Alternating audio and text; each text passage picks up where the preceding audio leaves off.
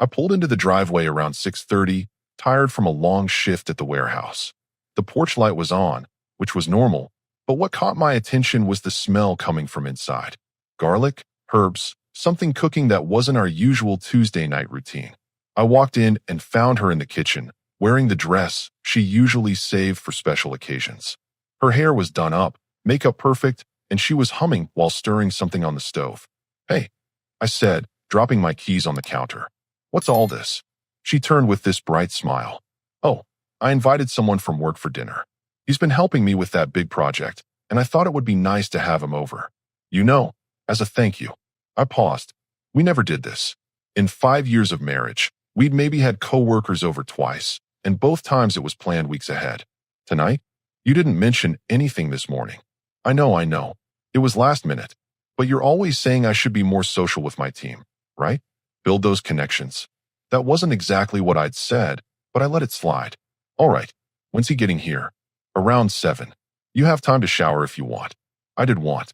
I went upstairs, changed into clean clothes, and came back down just as the doorbell rang. She practically sprinted to answer it.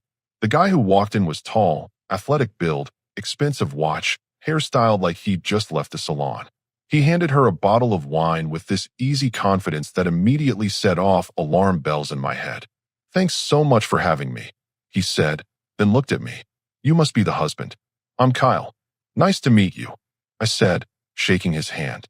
Firm grip, direct eye contact, the whole package. We sat down at the table, and that's when things got weird. They immediately fell into this rhythm, finishing each other's sentences, laughing at inside jokes I wasn't part of. Every story started with "remember when," or "that time at the office when." "So Kyle," I said, cutting into my chicken, "what department are you in?" "Marketing," he said smoothly. "We've been collaborating on the spring campaign. My wife worked in sales. Different floor, different meetings, different everything. They weren't exactly desk neighbors." The dinner continued, and I watched them. The way she leaned in when he talked. How his hand would casually brush near hers when reaching for the bread. The little glances they shared when they thought I wasn't paying attention. Then came the moment that sealed it. Kyle was telling some story about a client meeting, and they were both laughing, completely in their own world. She put her hand on his arm, looked at me with this smirk, and said, "I think we're making my husband jealous." They both laughed. Like it was funny.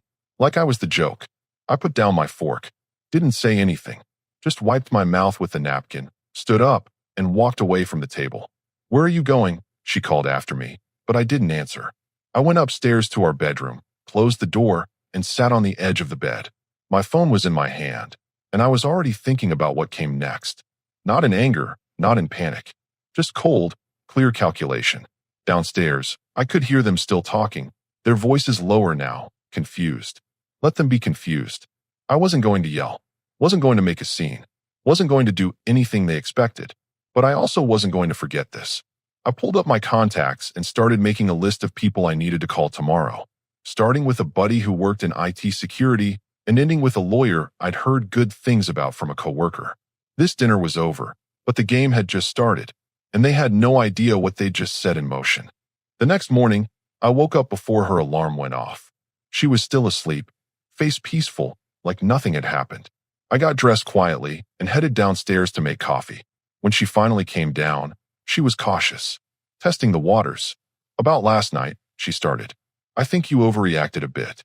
Kyle is just a colleague. We were having fun." I poured my coffee, took a sip. "Okay." She blinked. "Okay, that's it. What do you want me to say?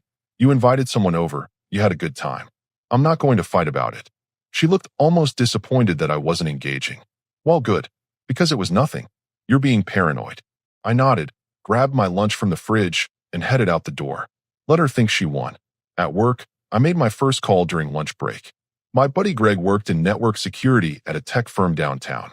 We'd gone to high school together, stayed in touch over the years. "I need a favor," I told him.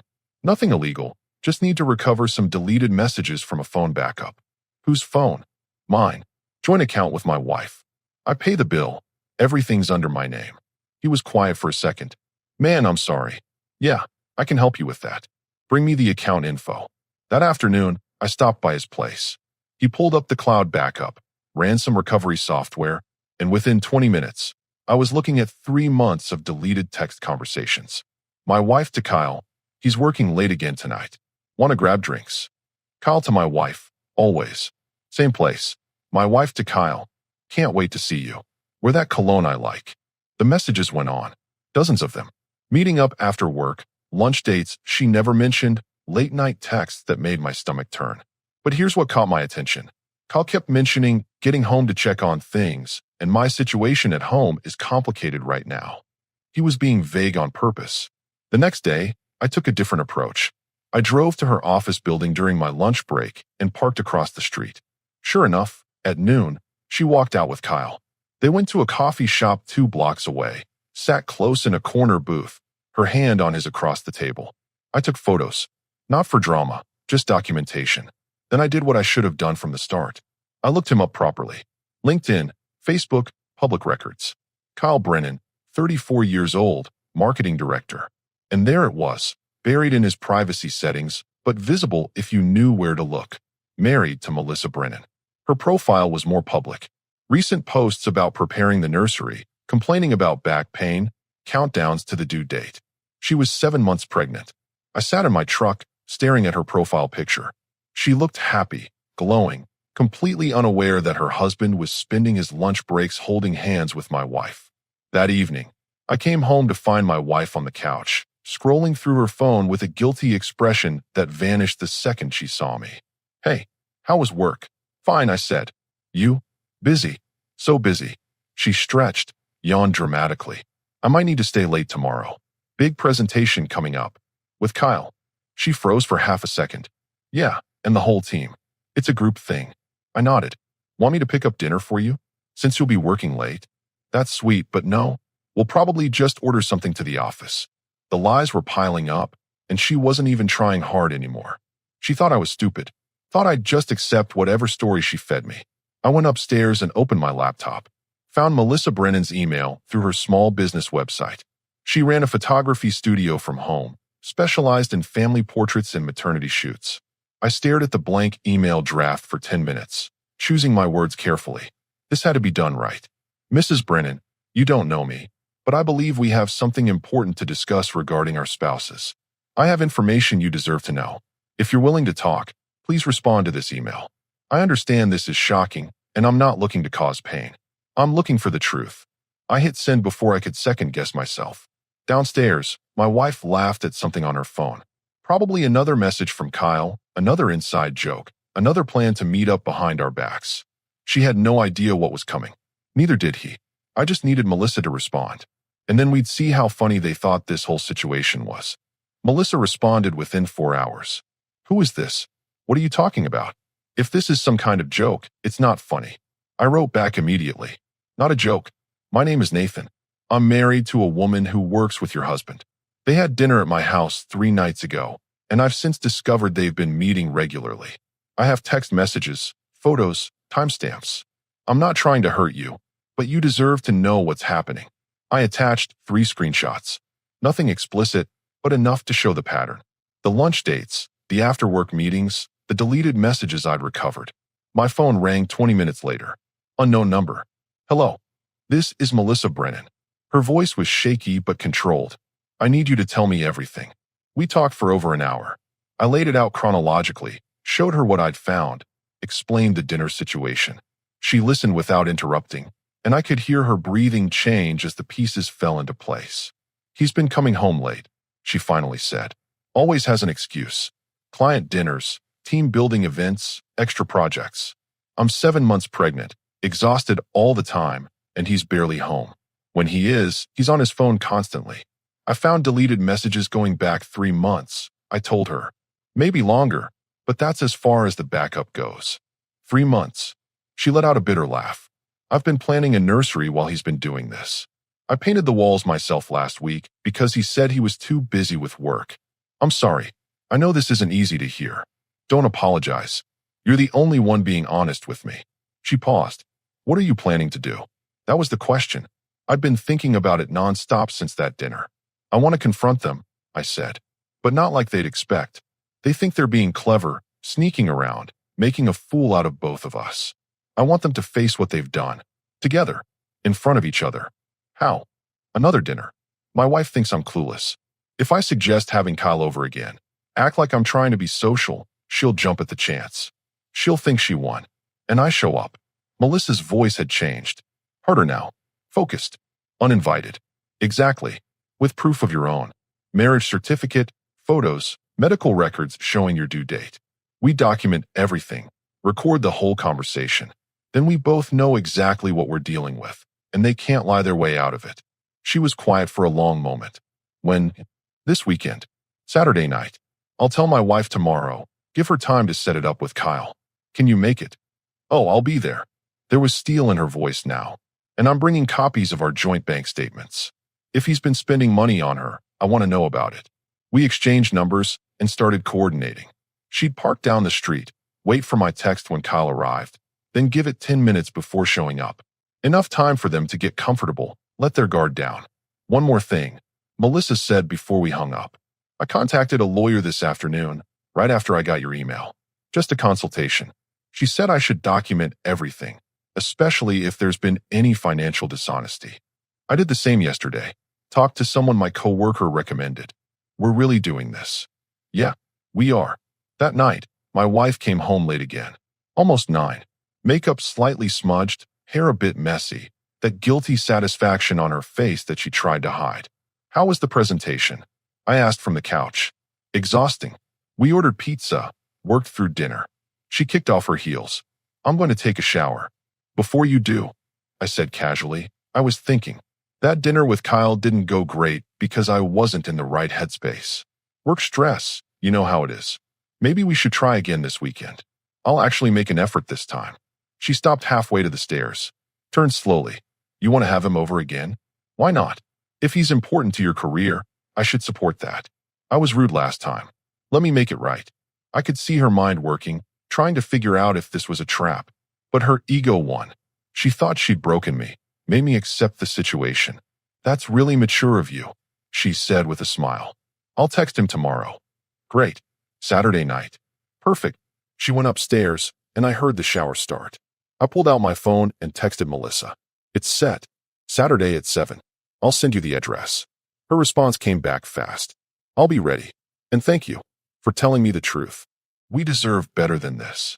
Yes, we do. I put my phone away and stared at the ceiling. 3 more days until Saturday. 3 more days of pretending everything was fine while I prepared for the moment when their whole act would come crashing down. They wanted to play games. They wanted to sneak around, lie to our faces, treat us like we were too stupid to notice. Saturday night, they'd learn exactly how wrong they were. Thursday afternoon, my wife confirmed everything. Kyle was coming Saturday at 7, and she was already planning the menu like this was some kind of celebration. I'm thinking salmon, she said, scrolling through recipes on her tablet. And that wine he brought last time was amazing. Maybe I'll grab another bottle. Sounds good, I said, not looking up from my laptop. She was practically glowing. Thought she'd managed to train me into acceptance. Poor thing had no idea what Saturday actually looked like. Friday morning, I met with the lawyer. His name was Mr. Caldwell, mid-50s, no-nonsense type who'd seen this story 1,000 times before. You're doing the right thing documenting everything, he said, reviewing the screenshots and timeline I'd put together. Virginia is a no-fault state, but evidence of infidelity can still impact things like spousal support and asset division. I want this clean, fast, no dragging it out for months. With what you have here, we can move quickly. Just make sure tomorrow night stays civil. Don't threaten anyone. Don't get physical. Don't do anything that could be used against you later. I'm not planning to. Good. Record everything if you can. Virginia is a one-party consent state for recording, so as long as you're part of the conversation, it's legal. I'd already ordered 2 small voice recorders online, overnight shipping. They arrived Friday afternoon, tiny things that could fit in a shirt pocket. That evening, Melissa called. I talked to my lawyer again today, she said. She wants me to get documentation of any shared accounts, any recent unusual purchases. I went through our credit card statements from the past 3 months. Find anything? Jewelry store charge for $600. When I asked him about it last month, he said it was for his mother's birthday. His mother's birthday is in February. This charge was in April. I felt my jaw tighten. He bought her a gift. Apparently. And there's a hotel charge from 2 weeks ago. He told me he was at a conference in Richmond. I called the hotel. They have no record of any corporate event that weekend. I'm sorry. Don't be. I'd rather know now than after the baby comes. She paused. I'm bringing all of it tomorrow. Every statement, every lie, every receipt. He's going to explain all of it in front of everyone. Are you sure you're up for this? I know it's a lot, especially with. I'm 7 months pregnant, not fragile. And I'm done being lied to. Her voice was firm. What time should I get there? 7:15. That gives them enough time to settle in, get comfortable. I'll text you when he arrives. I'll be parked around the corner. Nathan, yeah. Thank you for doing this. For giving me the chance to confront him face to face. A lot of people would have just handled their own situation and left me in the dark. Nobody deserves to be lied to like this. We're in this together. Saturday morning arrived. My wife was up early, cleaning the house, checking everything twice. She'd gotten her hair done Friday afternoon, bought a new dress, the whole production. You're really going all out, I commented, watching her arrange flowers in a vase. I want everything to be perfect.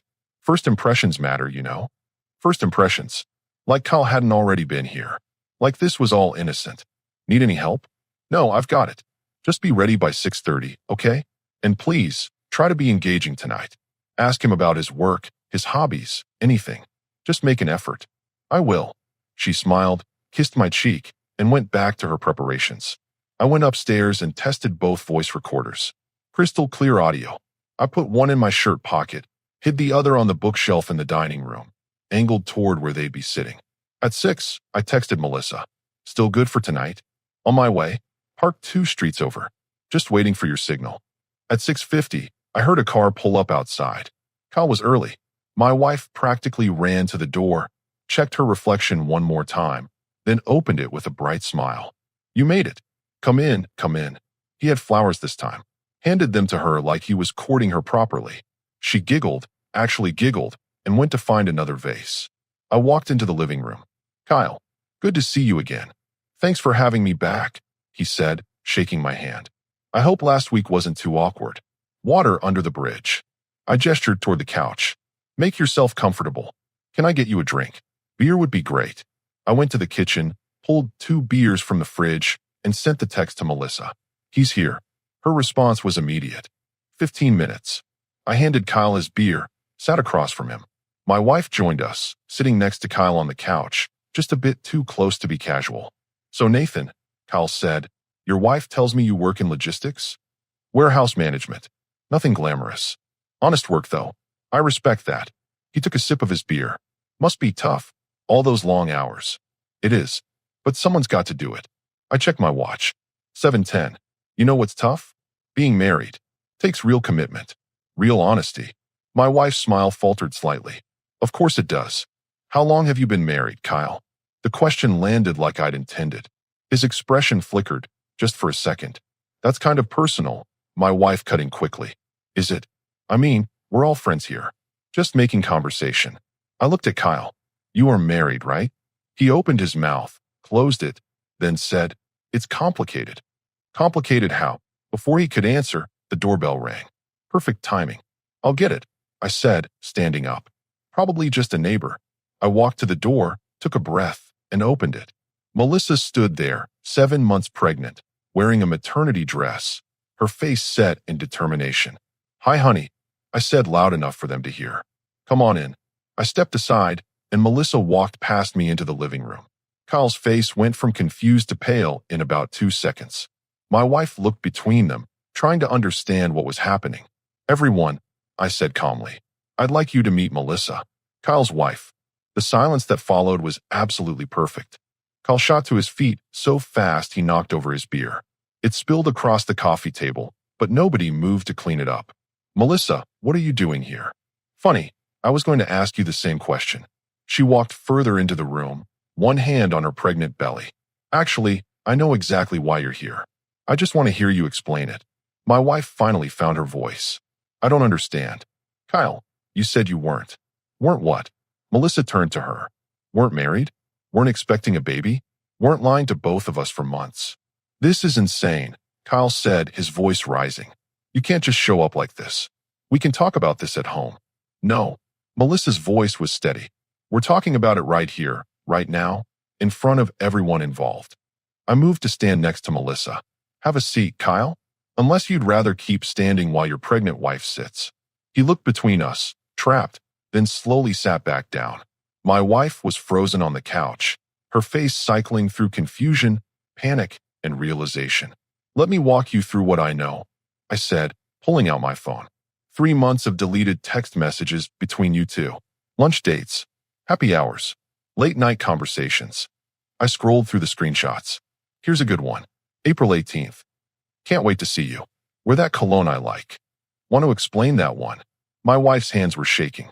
Nathan, I can explain. Not yet. I want to hear from Kyle first. I looked at him. $600 jewelry purchase in April. Your mother's birthday gift, right? Except your mother's birthday is in February. Melissa pulled papers from her bag. Here's the credit card statement. And here's the hotel charge from Richmond 2 weeks ago. The hotel you supposedly stayed at for a conference that never happened. You went through my accounts? Kyle's face flushed red. That's a violation of privacy. They're joint accounts. Melissa shot back. My name is on them too. Unlike apparently everything else in your life, which you've been keeping secret. My wife stood up suddenly. I think you all need to leave. This is my house, and I don't have to listen to this. Actually, I said calmly, it's our house, and you're going to sit down and face what you've done. We didn't do anything wrong, she said, but her voice cracked. Kyle and I are just friends. You're making this into something it's not. Friends. Melissa's laugh was bitter. Is that what you call someone who texts your husband at midnight? Someone he buys jewelry for? Someone he lies about meeting? Kyle ran his hands through his hair. Melissa, please. Can we just go home and talk about this privately? Why? So you can spin more lies? Make up more excuses. She sat down heavily in the armchair, exhausted. I've been home alone, painting a nursery, preparing for our first child, while you've been here playing house with her. Do you know how many nights I called you, worried, and you didn't pick up? I was working. Don't. I cut him off. I followed you Tuesday. Coffee shop on Elm Street. Saw you holding hands across the table. Took photos if you need a reminder. My wife's face went white. You followed us. I verified what I already knew. You're both liars. This is ridiculous, Kyle said, standing again. I don't have to sit here and be accused. Sit down. Melissa's voice cracked like a whip. You owe me that much. You owe me an explanation for why you've been destroying our marriage while I'm carrying your child. He sat. The fight went out of him all at once. I didn't mean for it to happen. That's your explanation? Melissa's eyes filled with tears. You didn't mean for it to happen? You made a choice. Every text, every meeting, every lie. Those were all choices. My wife finally broke. It wasn't supposed to be like this. We just connected, and it felt good to have someone understand me. I understand you, I said quietly. I've been married to you for 5 years. But understanding you apparently isn't enough when someone more exciting comes along. That's not fair. Fair. I almost laughed. You invited him into our home, made a joke about making me jealous, treated me like I was stupid for noticing what was right in front of my face. And now you're talking to me about fair. Kyle looked at Melissa. I never wanted to hurt you. But you did. You are. She wiped her eyes. I'm 7 months pregnant, Kyle. 7 months.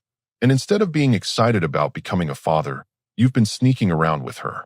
What were you planning to do when the baby came? Keep lying? Keep both of us in the dark. He didn't answer. Couldn't answer. Here's what's going to happen, I said. Tomorrow morning, I'm filing for divorce. My lawyer already has all the documentation. Text messages, photos, timeline of events. It's all recorded, all documented. You can't do this, my wife whispered. I already did. This marriage is over. You made that choice when you decided someone else was more important than your vows. Melissa stood up slowly. I'm leaving. Kyle, you can come home tonight to pack your things, or you can stay here with her. Either way, we're done. My lawyer will be in touch Monday morning. Melissa, wait. Kyle reached for her, but she stepped back. Don't touch me. Don't call me.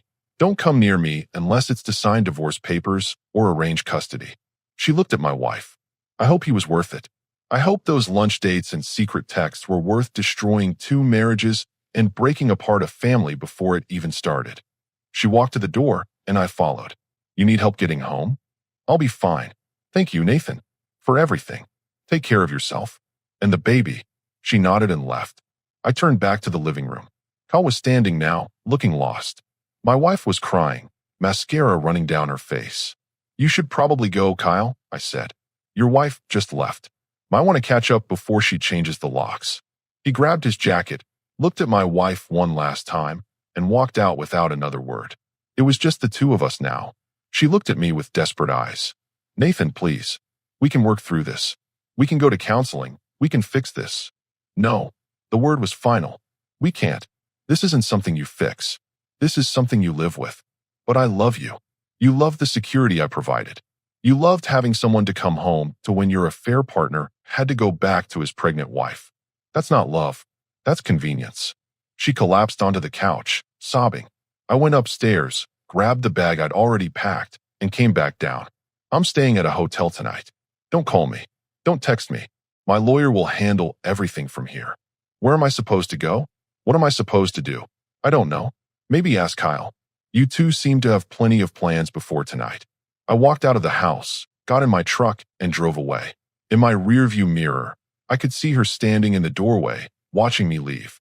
I didn't look back. Monday morning, Mr. Caldwell filed the divorce papers. By noon, my wife had been served at her office. She called 17 times that day. I didn't answer once. Tuesday, Melissa called me. Kyle moved out yesterday, took his clothes and his laptop, left everything else. He's staying with a friend, apparently. How are you holding up? Better than I expected. My lawyer says the recordings and documentation we have make this straightforward. He can't claim anything was innocent when we have him on tape admitting it all. Good. You deserve a clean break. So do you. She paused. I reported everything to their company's HR department this morning. Sent them copies of the text messages, the timeline, everything. They take workplace relationships seriously, especially when they involve deception and affect productivity. I hadn't thought about that angle. What did they say? They're launching an internal investigation. Apparently, Kyle's direct supervisor had no idea he was spending company time on personal meetings. And your wife violated policy by not disclosing a relationship with someone she collaborates with professionally. Consequences. Exactly. My lawyer said it strengthens my case too. Shows a pattern of dishonesty that extends beyond just our marriage. Wednesday, I got a text from an unknown number. It was my wife, using a friend's phone since I'd blocked her. Please talk to me. I made a mistake. I'll do anything to fix this. I deleted it. Thursday, Mr. Caldwell called with an update. She wants to negotiate. Says she'll agree to everything if you'll just talk to her. Everything. Clean split. No spousal support request. She keeps her car. You keep yours. House goes on the market. Proceeds split 50-50. She even agreed to cover her own legal fees. Why the sudden cooperation? My guess? Her lawyer explained how bad this looks.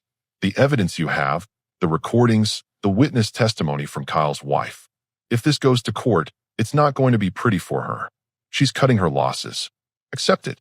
I want this done. I'll draw up the papers. Friday afternoon, I got a call from Greg, my IT buddy. You didn't hear this from me, but word at her company is that both of them got written up. Formal reprimands in their files. They're being moved to different departments. No more working together on projects. That's it. Just a reprimand. For now, but HR is watching them closely. Any more violations, any hint of continued contact, and they're both gone. In this job market, they can't risk it. Good. 2 weeks later, the divorce was final. Fastest I'd ever heard of, but when both sides agree on everything, the system moves quick. I signed the papers in Mr. Caldwell's office, walked out, and felt lighter than I had in months. The house sold within a week. Turns out, our neighborhood was in demand.